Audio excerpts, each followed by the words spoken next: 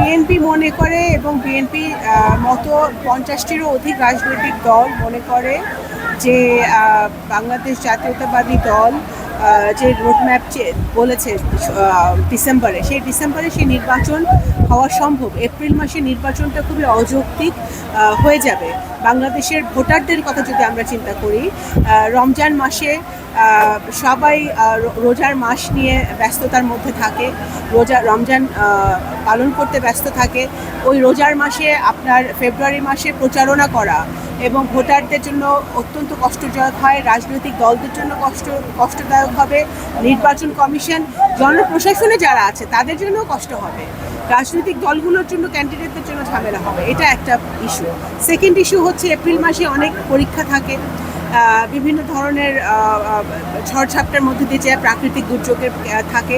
সেই সময় বাংলাদেশের একটি পার্লামেন্ট ইলেকশন হওয়াটা একটা আপনাদের সুখকর হবে না এবং আমাদের যেই রাজনৈতিক সামাজিক ব্যবস্থা, এই ব্যবস্থার মধ্যেও এটা আনুকূল্যে নয়। তো সুতরাং আমি বৃহত্তর ফরিদপুরের পক্ষ থেকে অবশ্যই এই ইন্টারিম সরকারের উপদেষ্টাকে এবং যারা সংশ্লিষ্ট যারা আছেন তাদেরকে বিবেচনা করতে বলবো যে ডিসেম্বর মাসে জুলাই সনদ যদি তারা জুলাই মাসের মধ্যে দিয়ে দেওয়ার পরে সকল মতের ভিত্তিতে, তারপরেও কিন্তু 6 মাস থেকে যায়, সংস্কারগুলোতে যেসব সংস্কারগুলোতে একমত আছে সেগুলো সবই সংস্কার কমিশন জানে।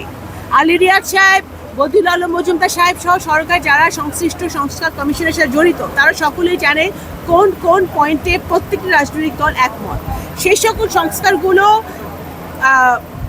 অতি দ্রুত সম্পূর্ণ করে ডিসেম্বরের আগেই ডিসেম্বরের নির্বাচনের জন্য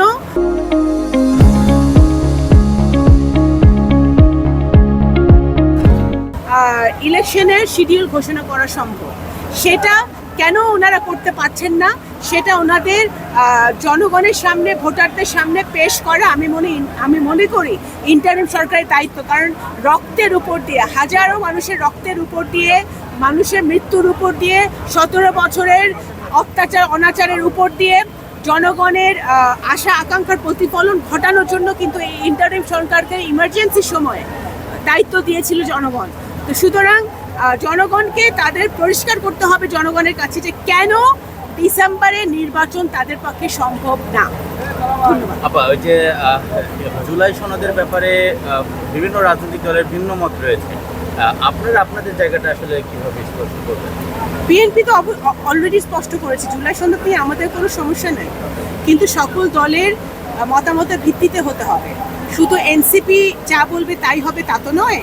কারণ এমনিতে সারা বাংলাদেশে একটি পারসেপশন তৈরি হয়েছে যে বর্তমান ইন্টারিম সরকারের এক্সটেনশন হচ্ছে এনসিপি। সুতরাং সকল রাজনৈতিক দল যারা মাঠে ছিল গত 17 বছর, যারা গুম হয়েছে, যেসব গার্জিয়ান বাবা মারা মাঠে ছিল, যেসব ছেলেমেয়েরা গুম হয়েছে, ছাত্রদল, যুবদল, স্বেচ্ছাসেবক দলের বহু নেতাকর্মী গুম হয়েছে, আমাদের জুলাই অগাস্ট মাসে যেসব প্রাইভেট ইউনিভার্সিটির ছেলেমেয়েরা মাঠে ছিল তাদেরকে আমরা এখন দেখি না।